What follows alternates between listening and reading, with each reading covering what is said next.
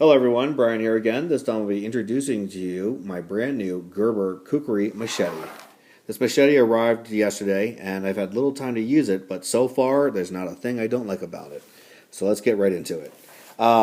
According to Gerber, the machete is a full tang blade. The blade comes all the way out here to this high impact plastic pommel. Now, I was always brought up to believe that a full tang blade means the blade actually comes all the way through. But I guess they have a little bit of a different definition for full tang. To begin with, before I get into the blade, just want to let you know the handle is feels like the same kind of rubber overmold that they use in all their new blades, namely the Gerber Bear Grylls line as well as their new lines. The bolts here, I did pop them out, and the handle's not coming out, so.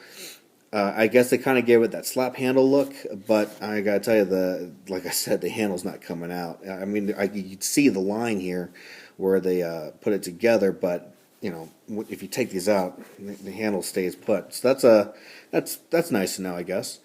The sheath itself is very well built, very strong, very well stitched together. You can see that there looks like it's been riveted as well and very well padded. So that's a big plus. There are a couple ways to carry it. You could use the belt loop right here, or you can go ahead and use these D-rings that they have attached here. Strap is sold separately. So, oh, and before I forget, it does come with a non-550 paracord lanyard, as most of them do. I reckon you probably could go ahead and change it out. I'm probably going to change this out. I like to have bright colors on me just in case I need to use something to stand out if I'm out there in the wilderness surviving. Anyways, let's get into it.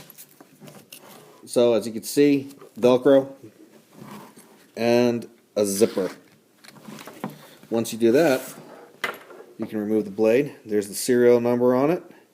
I've already been told there's already some Chinese knockoffs without the serial number, so always look for that number. And let's get into it. To me, it's a very fine blade. I like it. I've always liked the kukris to begin with. I've always been partial for that, for the front for incising, this middle part here for chopping, and then over here for whittling.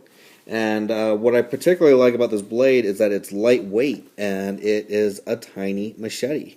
It's also very thin, as well, as you can see here. If you look closely, I've already used my fire steel on the back of it, and even though it is coated, I can actually still start sparks, so I'm not going to remove the coating like I did on all my other Bear Grylls knives. But like I pointed out, this is not a Bear Grylls line machete. This is Gerber's very own.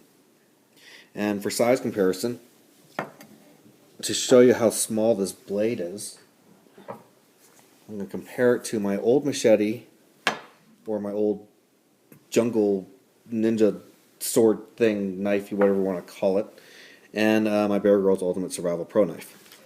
Now, let me see if I can back out here so I show you guys. You can see that the machete is very small in comparison to what I used to use and to the Bear Grylls Ultimate Pro Knife there. So that should give you kind of an idea that this is meant for this is meant for backpacking. It's an alternative that is used for an axe. What I particularly like about this blade, it is very strong yet very flexible. So that's a big thing I look for in machetes. And the blade itself comes in pretty sharp. Not razor sharp, but sharp enough that it could cause some damage right out of the box. So when you open it, do be careful, because I almost cut my finger right here on the edge there. Well, that's a nice sound. Very grippy handle. Very simple to use. The handle, I gotta tell you though, I think the people who are going to have problems with this are either going to have really small hands or... Well, yeah, no, that's about it. Anybody with really small hands is going to have a hard time handling this blade. It's very easy to wield if you need to. I'm a practicing martial artist who use samurai swords, and I got to tell you, it's very easy to flip this thing around my back if I need it. And yeah, so that's pretty much about it. There's nothing much else to say. It's a machete. Uh, Nothing too special about it. It's I guess some people say, "Oh, it looks pretty." To me, I don't see anything pretty about it. I just see something that I can use. I like functionality, so that's pretty much about it.